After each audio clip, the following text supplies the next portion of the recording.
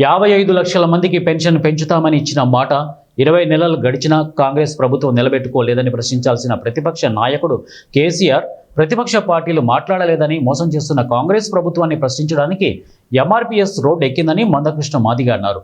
ఖమ్మం జిల్లా కల్లూరు రెవెన్యూ డివిజన్లో నిర్వహించిన వికలాంగుల హక్కుల పోరాట సమితి సన్నాహక సమావేశానికి ముఖ్య అతిథిగా హాజరైన పద్మశ్రీ మందకృష్ణ మాదిగ మాట్లాడుతూ ఆసరా పెన్షన్ 4,000, వికలాంగులకు 6,000 పెన్షన్ సాధించడానికి ఎంఆర్పీఎస్ ఎప్పుడు అండగా ఉంటుందని అన్నారు. 55 లక్షల మందికి ఇచ్చిన మాట నిలబెట్టుకోలేదు కదా. పెన్షన్ పెంచలేదు, కొత్త పెన్షన్ ఇవ్వలేదు. ఇది ఎన్ని నెలలు గడిచింది? 20 నెలలు గడిచింది. 20 నెలలు గడిచినా ప్రతిపక్ష పార్టీ నాయకుడు కేసీఆర్ ఎప్పుడైనా మాట్లాడిందా? పోనీ ప్రతిపక్ష పార్టీలో ఎవరైనా మాట్లాడిందా? ఎవరు మాట్లాడలేదు. ఎందుకంటే ఇది పేదల సమస్య కదా. పెన్షన్ మీద ఆధారపడి బతికేటోళ్ళంటే పార్టీలకు, పార్టీ లీడర్లకు చాలా చిన్న చూపు ఉన్నట్టున్నది. వీళ్ళంటే పాడమనుకున్నట్టు అనిపిస్తున్నది. అందువల్ల వాళ్ళు అడగలేదు.